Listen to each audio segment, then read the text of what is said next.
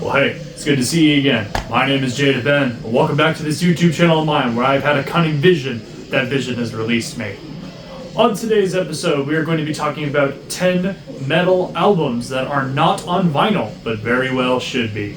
This is all my subjective opinion, of course, but we've got a bunch of really cool things that we'd like to talk about, including what is playing in the background just right over there for this episode, and that is going to be Embalmer with The Collection of Carnage, released in 2012 on Severed Records. This is also a release that didn't end up making vinyl, and I'm kind of surprised it didn't.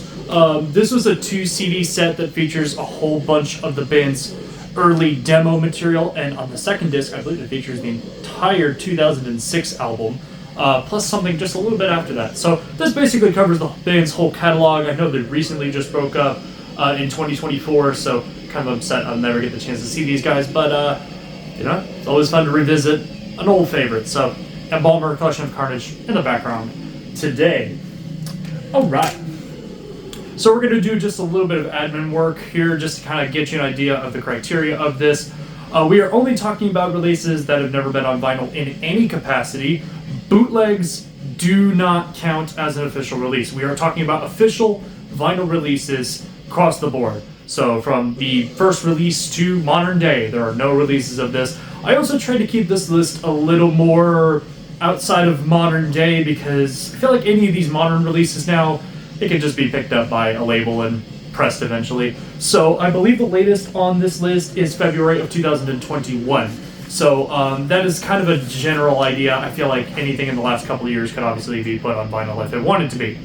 So we're going to start off with, this is again in no particular order, the 10th album on this release list, and that is going to be Dies Irae, Sculpture of Stone, released on May 19th, 2004 on Metal Mind Productions. These guys are a death metal group out of Poland. The band has gone on to have members that have played in so many other different groups, including one of the members right now I believe is Invader. This was the band's final album before their drummer passed away, and the band basically ultimately ended up disbanding. My first introduction to this was seeing them play a festival in Katowice, Poland. I'll go ahead and link that in the description because it does feature some cuts off of this particular record. Just a really banging death metal album from the 2000s that I feel like doesn't get a lot of love. The only pressings that it did end up receiving was a double CD pressings in 2004 and 2005, and I believe that was in Poland and Russia, respectively. I'll, of course, put some info on the screen if I'm dead wrong. They did a compilation afterwards, which also, I believe, featured this album, but again, that didn't get vinyl either. So, I feel like that's kind of one of those things that, would be really cool to see. Again, personal favorite of mine, so, well, fingers crossed one of these days it'll happen. I feel like Dies Irae doesn't get a lot of love, so, again, I'll link to the set down in the description so you can go check them out and see what you think for yourself. Okay, let's kind of move. We're moving in chronological order. 2004 was kind of a odd year for death metal, and I feel like especially for this next release, because I'm surprised it wasn't on vinyl. That was kind of one of those like early number one picks for this particular list. That is Crisian Bloodshed, released October 18th, 2004 on Century Media Records. I own this on CD. It's somewhere in my stack just over here. I couldn't be bothered to find it right now, but I do own this. And I'm surprised that this didn't end up getting any sort of release.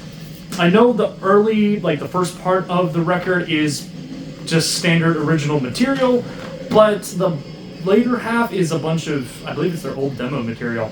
So again, I'm surprised none of that ended up making anything to a degree. Not anything on vinyl. Again, the closest we got was 3 CD pressings. That was in 2004, 2010, and 2018, respectively. I believe mine is the 2004 pressing. But of course, I'll leave that on the screen here, and maybe I'll show some pictures if I can locate it.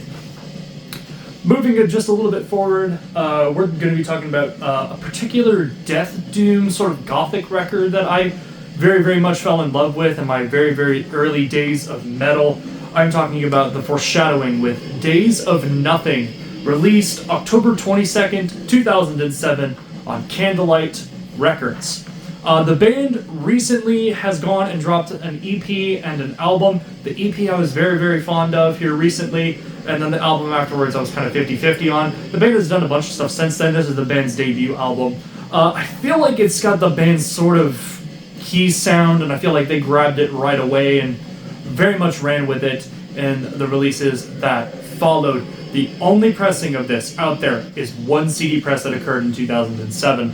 So it's a little bit hard to come by. I don't even have a copy of it. I'm still looking for one. But again, it's kind of one of those releases that I would just love to have in my collection on wax, just to be, a completionist. I feel like that's kind of what this list is, me bringing it out to the forefront.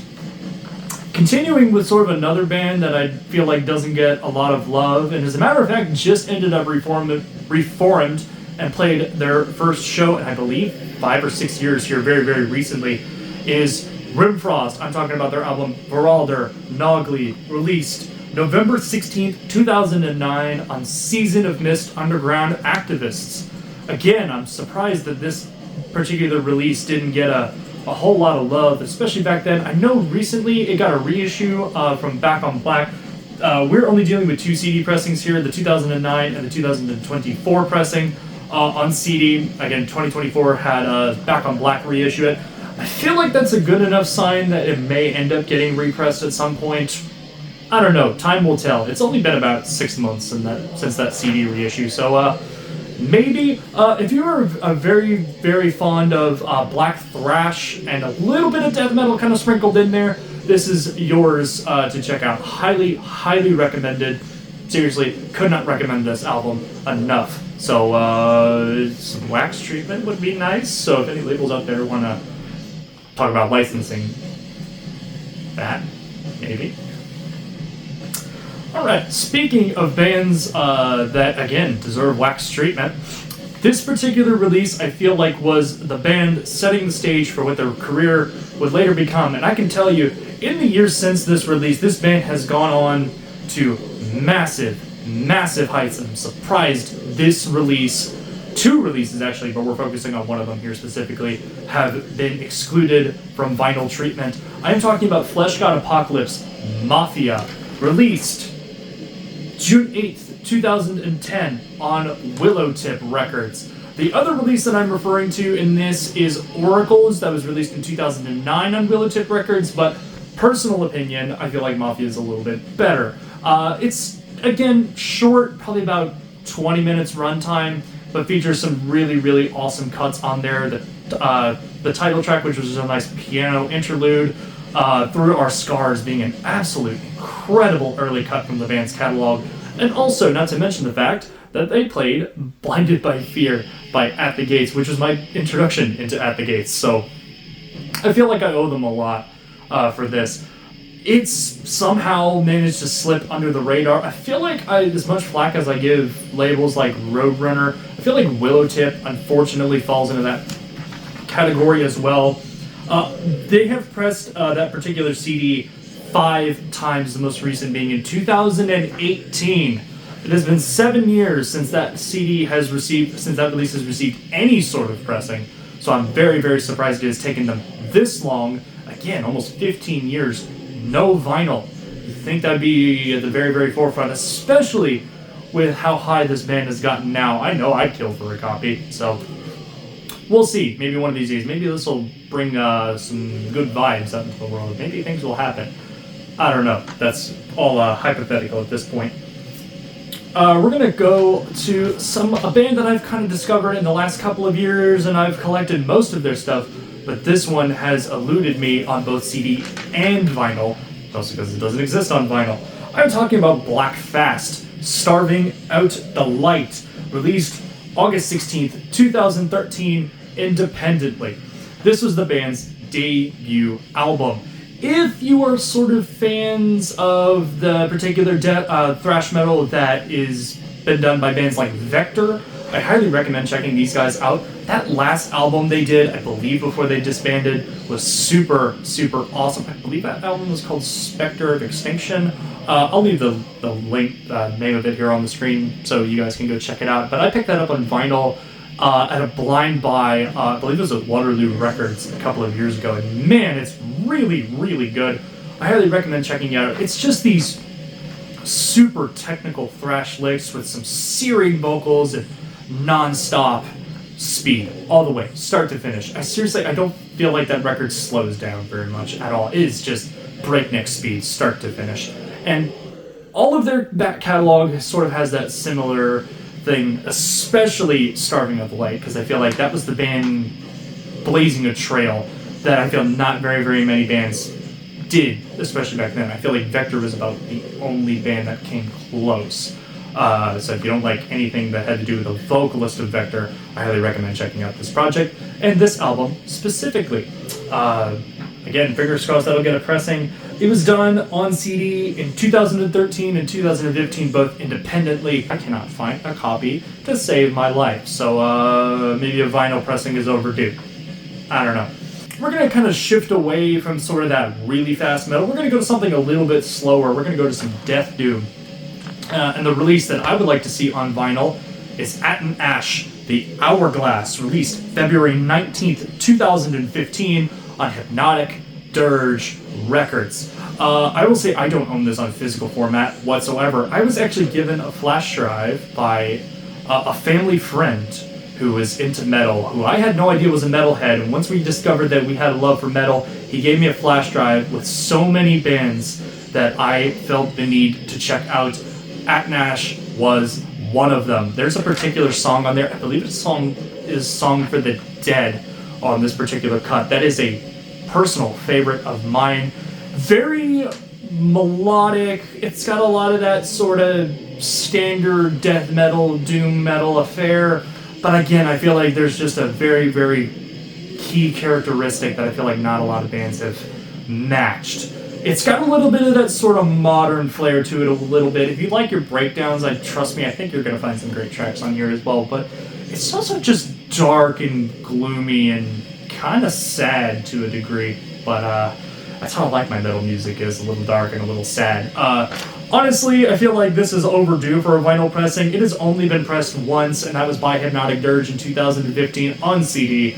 So I don't know what is taking them so long. I don't even know if Hypnotic Dirge is still active as a record label. I'll put it on screen if they are, but again, maybe that's just not something they do. Maybe that's just not a medium that they get to. But again, I would love to see it on vinyl at some point down the line. Next up, we are going to be talking about Nights in Hell by Worm, released in 2016 independently. This is a release that has gotten a lot of recent treatment here lately. I remember the band dropped on Bandcamp. They dropped 3 separate versions of it. The first 2 pressings, which I believe happened back in 2016, both independently and on a label. Again, I don't remember what label that was. I don't have it on my notes here. But those were done with white covers. They were done later, I think it was 2022 or 2023, and it was on red and green J-cards. Both of those were limited to 100 copies. The first batch, I don't remember how many copies those were limited to. I don't think there was a specified limitation, but this was Worm before they eventually moved into that black and death metal sound that eventually became a death doom sound that eventually became the black metal, doom metal, heavy metal combination that you see right now. We've had the pleasure of catching them a number of times. I feel like this release is underrepresented in the band's catalog. It is their very, very early material, and I can understand that the band has come a long, long way since then, but some collectors like myself would very, very much love to have a copy of that. So, we'll see. I feel like $20 Spin, their current label, I feel like would be the label to do it. So I don't feel like it's going to be that much longer, if I'm being honest with you. These last 2 records are going to kind of fall into that local sphere, mostly because these are bands that I have seen a good number of times, or I'm very, very good friends with. We would like to move on to Flesh Hoarder, Homicidal Necrophile, released on May 11th, 2018 on Comatose Music. That particular release is just nothing short of brutal, fast, gore-laden death metal that will pummel your bones to dust and then make you eat those bones. Yes. if you like the way that sounds, I highly recommend checking it out. Seriously, this was done on CD and cassette. I have a cassette copy. Again, I'm at a little bit of a rush to film this right now, so there was only about, I think, 200 copies on cassette. CD copies, I have no idea. But again, no vinyl. It's just sort of far enough in the underground where I feel like it doesn't have that reach it does. But again, I would very, very much love to see it get that treatment and sort of be elevated a little bit out of sort of just the Texas scene, because these dudes fucking rule. We saw them at Mohawk, I believe it was in 2023, and it was such a great show. And finally, the last release, and I feel like actually this one might be the most likely for me, and that is going to be my good friends in Skeleton with Ordainment of Divinity, released February 12th, 2021 on 20 Bucks Spin Records. There is only one cassette pressing of this in existence, and that was done by 20 Bucks Spin as sort of a nice little promo that was tying between the band's completed self-titled record released in 2020 and to the upcoming album, which still is in limbo. I'm still always joking with the guys about, hey, when's the new music coming out? It's been about 5 years, and while the band has written a bunch of stuff, I understand that they've had a lot of things going on here lately, so whenever that comes out, I'll be satisfied. But in the meantime, we've had Ordainment of Divinity to hold us over. This is the band going from a black thrash to just a primarily black metal sound. I'd say there's a little bit of a sort of punk thing going on in there as well, and to be honest, I think you're really going to enjoy it if you hadn't ended up hearing this band before, whether that was their 2020 album or Ordainment of Divinity. But we're talking about Ordainment of Divinity. Once again, I feel like 20 Bucks Spin Records is the label that will probably take this and put it on vinyl at some point. I suspect it'll probably be about when the new album is all said and done. So fingers crossed. 20 Bucks Spin, if you're watching this, please put it on vinyl. I will buy it. I'll buy all of these records. I don't care. I'm a collector scum. I know that at heart. Either way, that is going to wrap it up for today's episode. If you have releases that you would like to see issued on vinyl, not only am I challenging you to respond to this video and give your list of releases that should be on vinyl, but hey, if you don't post YouTube content, please leave those down in the comments section below. I'll be sure to read them, and maybe we'll do a second video of this. I don't know. It took me a long time to find 10 releases. Maybe I can think of, if you guys can think of some more, I would very, very much love to talk about it. Hope everything's been going well with you guys. Stay safe, stay metal, and I will see you next time.